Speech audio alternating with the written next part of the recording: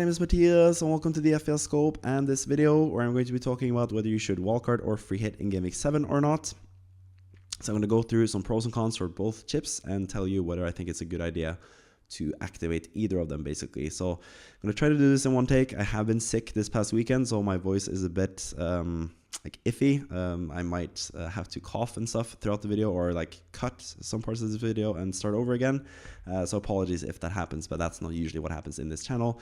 I usually can talk for an hour without a pause basically, but now I'm going to have to be a bit more succinct, so I'm going to just go straight into it and talk about the Game Week 7 wildcard potentially for you guys. So pros and cons. If you do lack Haaland, for example, he's someone that you want long-term. Arsenal players are players that you ideally want long-term as well, especially Gabriel, I think, is someone really important to get from them. Semenyo and Senesi have also been so good so far, and they have also pretty decent fixtures for Bournemouth. So I think those guys are pretty good assets in general. Also, if you have a lot of assets from Nottingham Forest, Aston Villa, Man United, I don't think these players are the best long-term, especially Nottingham Forest from Game Week 7 onwards. They don't really have the best matches, and they haven't really provided much value in terms of FPL either after changing their manager and changing their whole system. Aston Villa and Man United have a pretty good game in Game Week 7. That's one of the cons I've listed. They do have a good fixture in Game Week 7. Aston Villa are playing at home to Burnley, and Man United are playing at home to Sunderland. So maybe you don't want to get rid of those guys, but I think especially long-term, assets from those teams are not the best players to have. So yeah, I wouldn't really mind getting rid of those players for Game Week 7 wildcard. You could also use that as an excuse to delay it for Game Week 8. If you do have Fernandes, if you do have Watkins, for example, and you feel like they will get a lot of points in this next game week, maybe you should delay the wildcard for at least another game week. But you are going to lose some team value if that's the case, both on especially Fernandes, who might go down in price, but also the players that you haven't brought in, Haaland, Arsenal players, Semenyo and Senesi. These guys are probably going to go up in price alongside some other good assets. So that is something that you do risk if you don't wildcard in Game Week 7 basically. You could also potentially create a pretty solid and balanced Haaland plus Salah draft. I know Salah hasn't been the best so far, but I do not really just the fact that there aren't that many good standout Liverpool options, as I've written in the cons there. It seems a bit risky to go without Liverpool assets, especially seeing as they have actually really good fixtures. Chelsea now without many defenders at all, really struggling with fitness. Chelsea, that could be a really good fixture for Liverpool, and then they have actually a surprisingly good fixture set of matches from Game Week 8 onwards. They do play Man United, which is a big game, but they've beaten Man United 7-0 in the past. I think that's actually a pretty good fixture for Liverpool, a really good fixture actually. One of the more desirable fixtures currently. So I think Liverpool assets are good, but there aren't really that many good Liverpool assets at the moment. Salah is really expensive, so you could make a solid and balanced Salah draft on a wildcard. It's tougher to do by just doing regular transfers. But if you don't go with Salah, there's not that many other good options either. Isak is still working his way back into fitness. He played 80 plus minutes now against Crystal Palace while they were chasing the lead there. But he's still not fully up to speed yet, so I'm not quite sure about him. Ekitike was also suspended for that game, and that's going to make it worse for the minutes for Isak as well long term. Other than that, there's just too many rotation risks at Liverpool. I think Szoboszlai might be the only half decent asset who seems to play all the time. Sometimes in defense when he gets more DEFCON points, and he still takes set pieces, sometimes in midfield, so he could be a sneaky good pick. But yeah, there aren't that many good standout Liverpool options yet, and I think I would want to wait. That could be a reason to wait for your wildcard, to wait and see if Liverpool assets will present themselves, whether that's Salah, whether that's Isak, or someone else. You could wait and see with Liverpool options. There's also some uncertainty with likes of Eze and Saka from Arsenal. Those guys could be really good long-term picks, but with Saka working himself back into fitness, Eze working himself into the Arsenal team, integrating himself into the team, and seeing how much playing time he gets going forward, it's still a bit uncertainty with those guys from Arsenal. You also have the Chelsea guys in Palmer and Enzo Fernandes, who have really good fixtures on Game Week 8. You might want to wait until Game Week 8 before you use the wildcard in Game Week 8. Those are actually, I'll cover that in the free hit section of this video as well, with Palmer and Enzo. But yeah, both those guys could be really good assets, because the player who has played in that position for Chelsea so far this season, whether that is Palmer or Enzo Fernandes in the attacking midfield position, have actually been really good so far. But it's been split up between Palmer and Enzo. Enzo Fernandes has played mostly and has gotten a lot of points from there. So if Palmer is out long term, Enzo Fernandes is an outstanding pick. But if Palmer is back, Enzo does not become as good of a pick. He loses penalties, he loses some set pieces, he plays more defensively. So you might have to want to wait and see with Palmer and Enzo as well. Also Gordon and Voltemele from Newcastle. Newcastle actually have really good fixtures from now on. Let's take a look at the fixtures actually. As you can see here. Newcastle have Nottingham Forest at home this game week 7. I think this is like one of the best fixtures currently. It's an underrated aspect of FPL currently, how bad Nottingham Forest are. So that's a good fixture. Brighton is a team that you can score against. Fulham have been pretty like weak in terms of defensive like contributions, or like not defensive contributions. They've been good in that department with Anderson, but in terms of like playing defensively, they have conceded a lot of goals, Fulham. Then West Ham, who have been really bad this season, and then Brentford. So a lot of the next few matches for Newcastle are actually really, really good. So the likes of Voltemada and Gordon could be good options, but they also both got subbed off after around 60 minutes this past game week. Gordon was just back from suspension. He played 90 minutes in the Champions League, so who knows if he's going to play regularly. I think he's actually a pretty good asset who you could consider on a game week 7 wildcard, as I'll get into with the wildcard draft pretty soon. But Voltemada is someone that is also like a bit of an uncertain asset as well. Jan Vissa's coming back at some point. He could be a really good asset, so you might want to wait a bit when it comes to Newcastle players in general. So yeah, a lot of options that there are some uncertainty around. Also with West Ham players in general, who knows if they are going to be good assets or not. Actually, going back to the fixtures again, West Ham have really good fixtures from next game week onwards. They have Arsenal away now in game week 7, probably the toughest game of the season. Not going to be many attacking returns, so most likely going to concede in that game. But after that, Brentford at home, Leeds away, Newcastle at home, Burnley at home. A lot of home matches against like easier teams. Brentford at home and Burnley at home are two of the best fixtures you can get, basically. So West Ham assets could also be really good. And especially now with Nuno Espirito Santo coming in, West Ham assets could be especially good because he is a really good manager and he will probably help West Ham become a much better team going forward this season. Could be someone like Hillman, who's 4.4, could become like the next defensive contribution monster, or him or Mavropanos.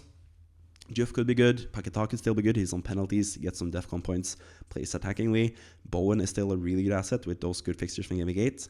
He could also be a good option, but it's also probably better to wait one more game week to see yet another West Ham match with Nuno Espirito Santo. I'm recording this before the Everton game in game week 6, and then they have Arsenal in game week 7. Use those 2 game weeks to assess, and then maybe wildcard in game week 8 instead, especially if you have those Aston Villa Man United assets that you want to keep for one more game week. So yeah, I think that's pretty much like the roundup of the pros and cons for the wildcard in game week 7. Now let's take a look at what your wildcard draft could look like in game week 7.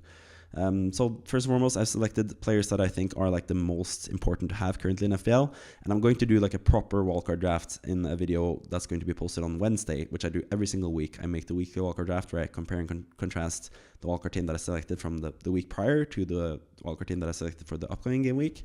So I'm going to go through like all the players like thoroughly in that video. So subscribe for more if you want to see that, for example.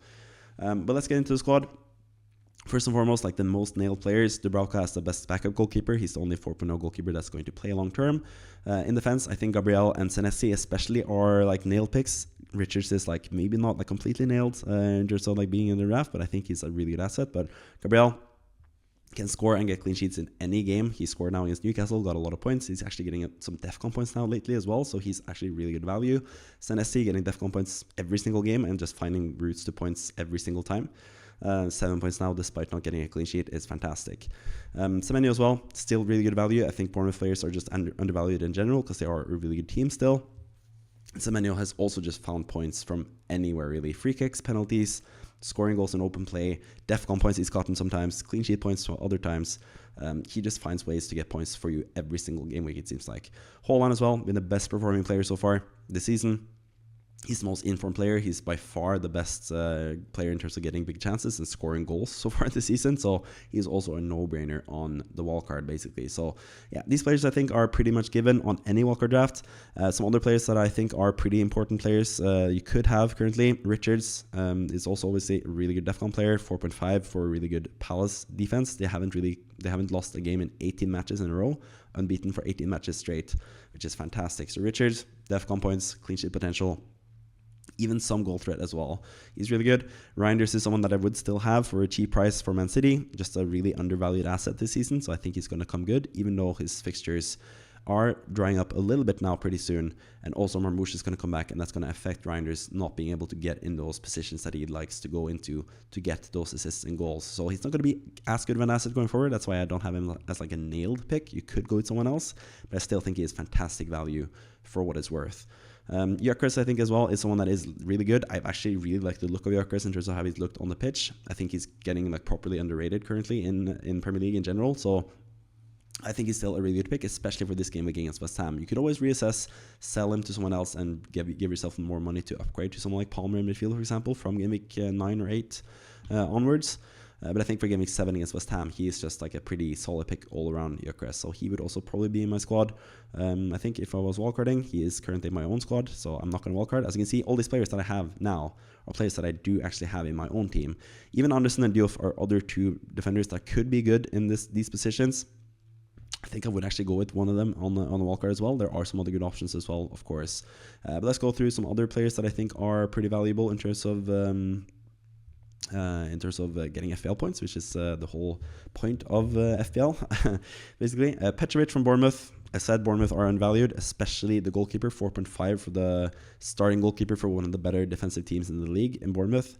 That's just a fantastic price. So a lot of people are looking for someone like David Raya, for example, because he is like a pretty safe way to getting clean sheet points in most games. But I think Raya is basically capped at either 6 or 7 points. He doesn't really have that high points potential. And I feel like Arsenal, with how good of a team they are, I think there are better routes to more points and higher ceiling players from Arsenal. So the player I do quite like, who I think is getting super underrated in FPL especially, is Timber. I think he is like one of the best players in the league. He is like, the reason that he's not a popular pick is because people have this like rotation risk aversion thing with Arsenal, but Timber is just such an important player for Arsenal. I think he was actually their best player against Newcastle, and he's so involved offensively, not only from set pieces, but even in open play, he gets involved. So he can get a lot of goals and assists. He can get bonus points. He can get all those clean sheets for Arsenal. He's a fantastic player for 5.8 still, especially with the good fixtures that Arsenal have coming up now. I think he's actually my preferred third Arsenal asset next to Gabriel and Gyökeres. So yeah, Timber I think is a really good asset. He's the one that I would have in defense. And then the final spot, you think Diouf is actually a good option. 4.4, getting a lot of assists, going to play for Nuno Espirito Santo. We saw Nico Williams last season get a lot of DEFCON points under Espirito Santo, and that same could be the case for Diouf, who is just a really good asset in general. So I do quite like Diouf.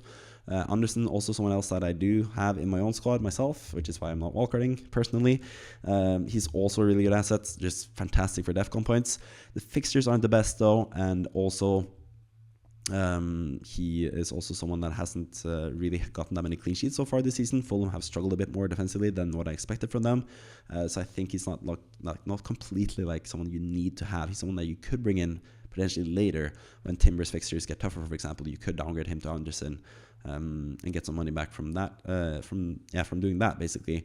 You also have some really cheap options if you want to go really cheap. Alderete for 4.0, he's been fantastic so far this season, but Sunderland have had really good fixtures so far, and I'm not sure if he's going to continue playing as well because their fixtures are going to get a bit tougher.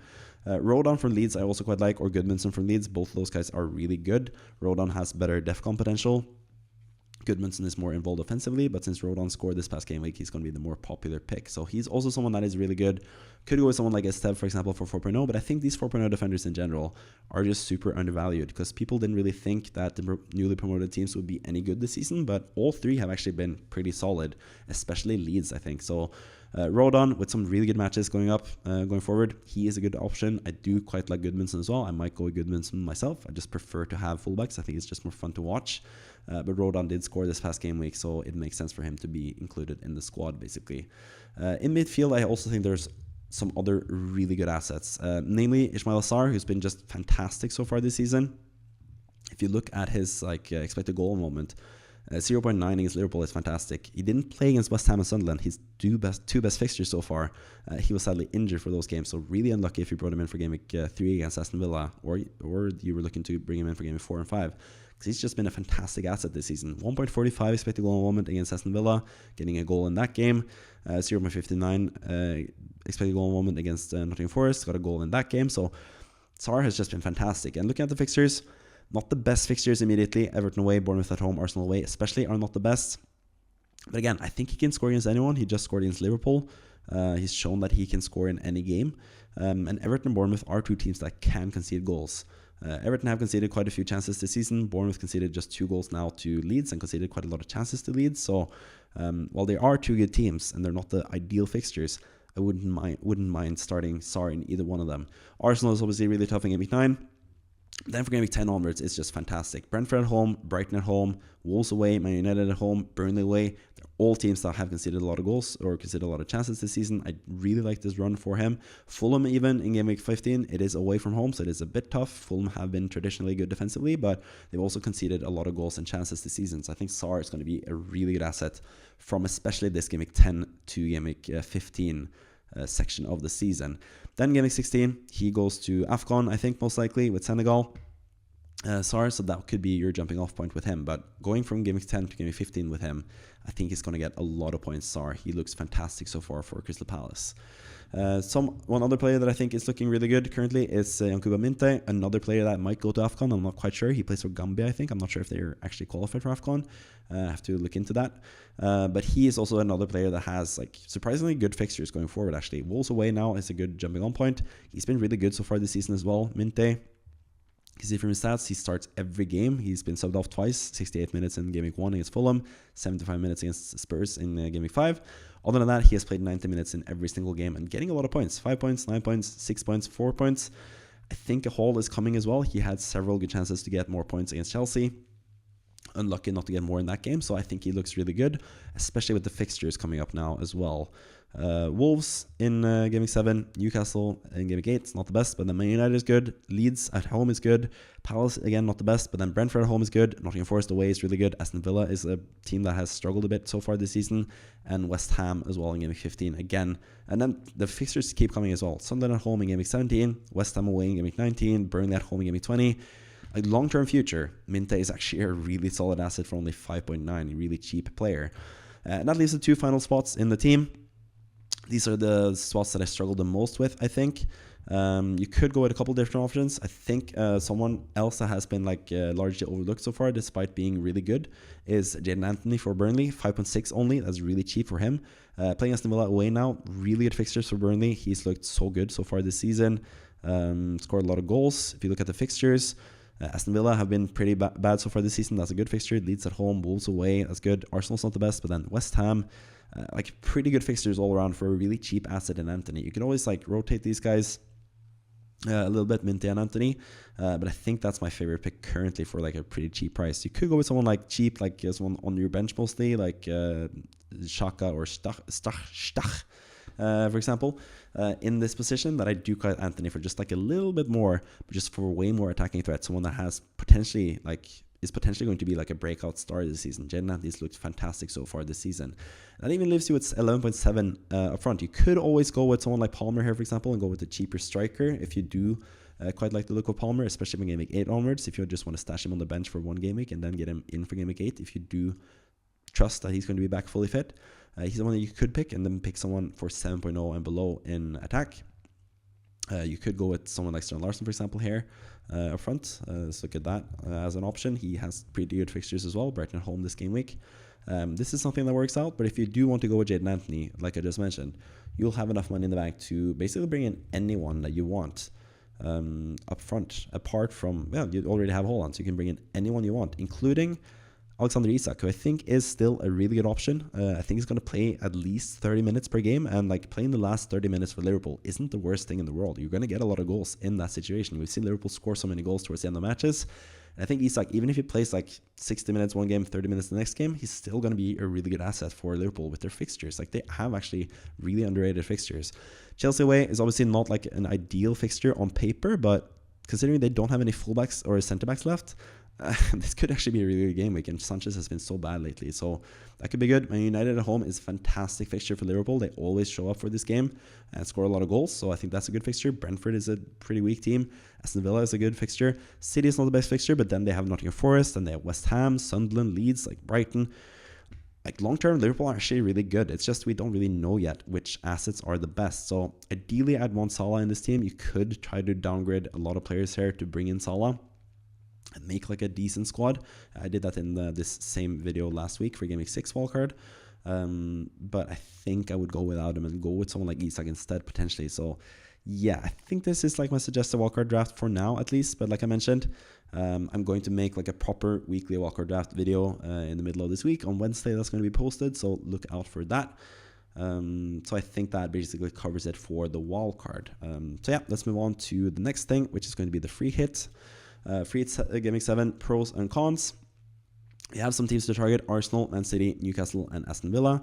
Like I mentioned, Arsenal assets are players that you kind of want to have long term, but if you already have Gabriel and you're a bit unsure still about who to pick out of the other assets, if you're not quite sure about Timber and his rotation, you don't know about Saka and Eze with their playing time issues, and Gyökeres you like for Game Week 7 against West Ham, but not really long term, you could choose to free hit and have Arsenal assets for this game week only, and then use Game Week 8 and 9, where they face Fulham and Crystal Palace, two tougher fixtures, or like tougher than West Ham at least, to reassess Arsenal assets before you bring them in for Burnley in Game Week 10. You could do that and free hitting Game Week 7 and have an optimized Arsenal team for this game week, and then wait and see which other assets you want from Arsenal, basically.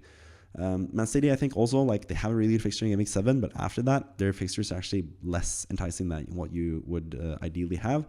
Everton at home in Game Week 8 is not the worst fixture, but after that, they get some tougher fixtures, including the Liverpool fixture pretty soon as well. Newcastle have really good fixtures, but yeah, it might be a bit like unsure about them long term either way. Like, they haven't really been. You might be a bit unsure about them, but either way, they are a good team to target for Game Week 7 free hit. Playing at home against Nottingham Forest, I think that's one of the best fixtures to have currently in FPL. Aston Villa as well, you could go with someone like Watkins. I think he is a really good option for the free hitting in Game Week 7, so he's someone that you could target as well. Not quite sure about Rodgers or any of the other assets, maybe Matty Cash. We'll get to see the free hit draft that I have as well, to see if I have Aston Villa players included, but Burnley at home is probably the best fixture on throughout FPL. They just lost 5-1 against City as well, so yeah. You can also avoid some players if you have a lot of these players from Chelsea, Everton, Palace, Fulham, and Leeds. I think they don't have the best fixtures this game week. Chelsea at home to Liverpool with like a really struggling side. Joe Pedro is even like a small injury doubt still. He's been struggling with some injuries. Hasn't really performed that well lately. So if you have Joao Pedro, if you have someone like Sanchez who's been a bit up and down, you want to reassess them a bit later, you could free hit as well to avoid playing them this week in a tough game against Liverpool. Everton and Palace assets as well playing against each other. Not quite sure who's going to come out on top there. It's a bit tough to judge. So if you don't quite like having these players like the Dewsbury Hall, Tarkovsky players, Mateta, Sarr, if you don't like them for this fixture, then you could avoid them as well. Fulham players, if you have Anderson and King like I do, you don't want to play them. You have other assets you would ideally want to bench, but you can't bench them because your Fulham assets are playing away to Bournemouth. That could also be a good way to go around it with a free hitting in week 7. And then Leeds as well, if you have the likes of Goodmanson and Stach, for example, or Rodon and Stach, you don't want to start them, and you don't really have the best starters to play in front of them. You could also free hit. So these are some of the teams with, if you have a lot of players from Chelsea, Everton, Palace, Fulham, and Leeds, this could be a good game week to free hit as well. You can also optimize the Arsenal assets, like I mentioned previously. You don't really know who's going to be good long-term for Arsenal, but I think Gyökeres is going to be playing and being like a really good option for this game week. Maybe not long-term.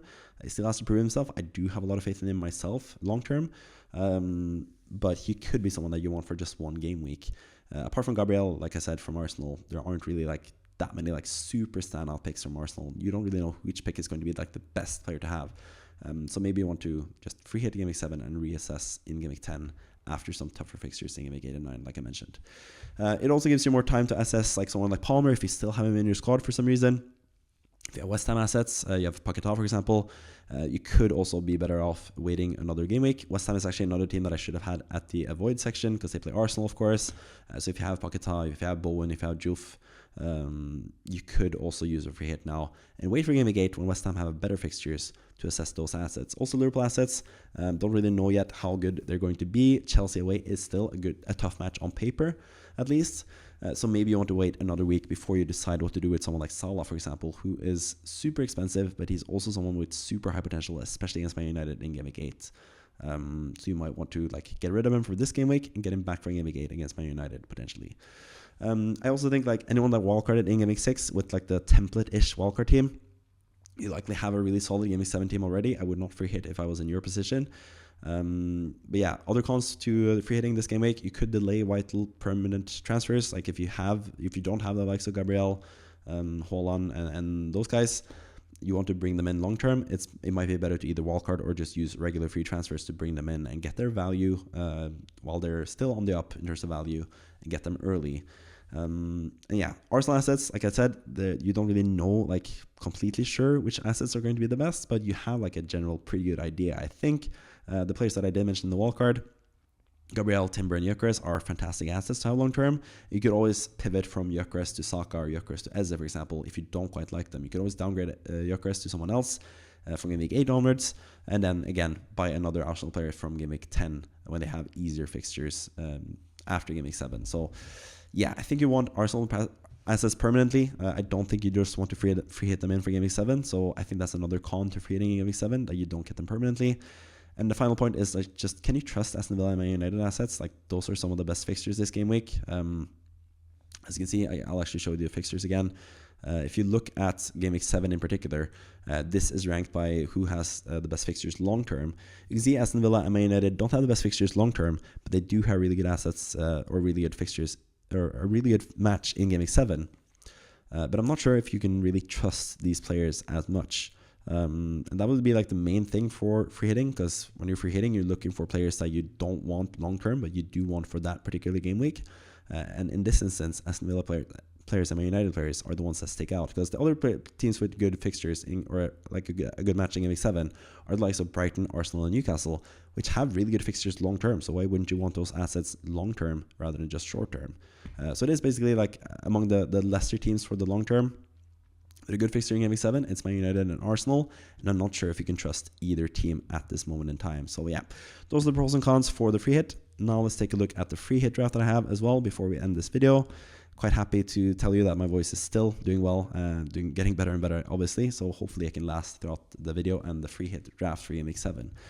So yeah, I've listed a couple players that I do quite like this game week for a free hit draft. If you're looking to free hit, in goal, I've gone with Vicario away to Leeds. Leeds have scored 5 goals in the last 2 game weeks, but I do think they are actually a pretty good team to target this game week. Still, Spurs are a really good defensive side, and I don't think Leeds create that many chances. They're not that good offensively. So I think Vicario is still a good goalkeeper. Gabriel and Timber, I still would have them. I still think Gabriel, Timber, and Gyökeres are the best assets for game week 7, because I'm not quite sure about Eze and Saka just yet. And I do think Timber and Gabriel, especially with the set piece threat that they do have against West Ham, who have been terrible defensively on set pieces, that could change with Nuno Espirito Santo, but I still think they are really good assets to have. Senesi against Fulham at home just finds ways to get points, and Fulham don't have any strikers at the moment, so I think Bournemouth players are good in general. You also have Semenyo as an alternative in midfield, but I haven't listed him among my favorite midfielders either. Foden usually plays really well against Brentford. I think he's going to start this game. Hopefully he gets a rest in midweek in the Champions League, then he's ready to play, so he's not exhausted for the Brentford game. Because if he's fully fit to play, ready to play 90 minutes against Brentford, he has a really high ceiling in this game. He's been so good against Brentford in the past, and I think he can do the same in this game week in game week 7. Gordon against Nottingham Forest at home. I think this is a great fixture. Gordon was subbed off early against Arsenal, but I think that's just down to the fact that they were trying to defend their lead. I think he's going to play 90 minutes, going to be on penalties. He's going to be a really good underrated asset currently, because he hasn't really been part of FPL so far, because he got suspended in that game against with the red card against Liverpool. So I think he's an underrated asset, not just for game week 7, but for the long term as well. So he's the one that I would have on the game week 7 free hit. Doku has also been fantastic lately, great form. Marmouche still out, so Doku is going to start that game most likely and going to be fantastic, as he usually has been this season, getting a lot of praise from Pep Guardiola in the process. Minte, like I said, good jumping on point in game week 7 for him on a permanent transfer, on a free hit as well. Wolves is the team that concede a lot of chances. They have done so far this season, and Minte has looked pretty fresh so far. Minte fresh. Had to do that pun. Up front, Haaland has the captain, obviously. He's just the best asset in the game currently, so no more reasoning behind that. Gyökeres against West Ham at home, great fixture for him. Could be tougher with Espirito Santo in the team, but still someone that you would back. The number 9 for Arsenal, probably on penalties. He's going to be a good asset. And Watkins against Burnley at home, scored and looked pretty good against Fulham, so I think he is ready to play and be a good asset for game week 7 as well. He's the only Aston Villa player that I do have. The only player that I do have actually from Aston Villa and Man United, so I have sort of gone away from those players, despite them having, at least on paper, really good fixtures. On the bench, Dubravka just as the backup goalkeeper. He's not going to play because Vicario is going to play. You could always go with the Spurs backup as well if you just want the Spurs goalkeeper. But if Vicario is not ready to play, I wouldn't be as hopeful for their clean sheet chances. So yeah, Dubravka just as a cheap option there on the bench. Medicash I still think is a good option in defense. You could go with 4 defenders as well if you don't quite like one of the midfielders or one of the forwards, for example. Cash is a really good option. He's been like a decent attacking threat. He's getting some clean sheet points as well, because Aston Villa have been solid-ish defensively, at least, in terms of getting clean sheets. Dorgu from Man United, he's also like a decent asset, but you can't really trust him too much either because he was benched when I free hit it in Game Week 3 and I had him in my starting lineup, so can't really trust him either. And Sunderland have been a pretty good team so far this season. And then King as well as the final option, just to save money basically as the third bench option there. So yeah, that is the free hit team. You have some other options as well. I had listed a couple of alternatives. Forward, I think Voltemade is someone that could be really good against Nottingham Forest, could have a couple goals here.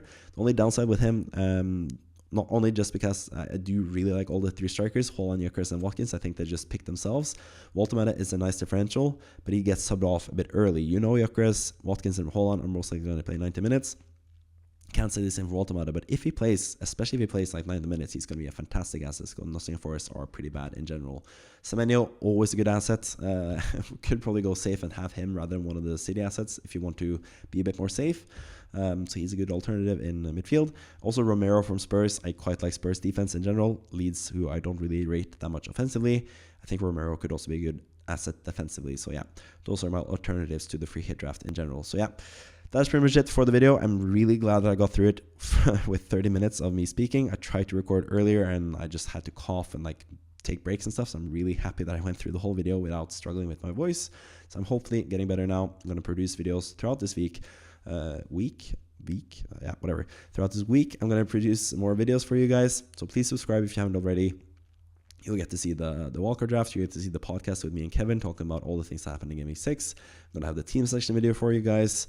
Also going to do a roundup tomorrow after all the games in Game Week 6 have finished, with West Ham playing against Everton tonight, as I'm recording this right before, like half an hour and a half before the game basically. So yeah, look forward to that. Like the video, comment down below if you're still wondering whether you should wildcard or free hit even after watching this video. Comment with your team especially, and then I'll make an assessment whether I think you should have free hit or wildcard or anything, or just do transfers and stuff. Please let me know in the comments. I always respond to comments. I think they are the best thing about interacting with you guys. That's the easiest way for me to interact.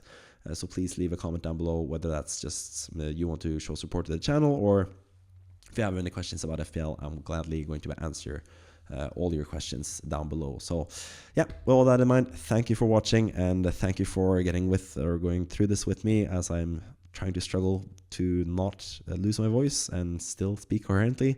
So yeah, thank you for watching. See you next time. Bye bye.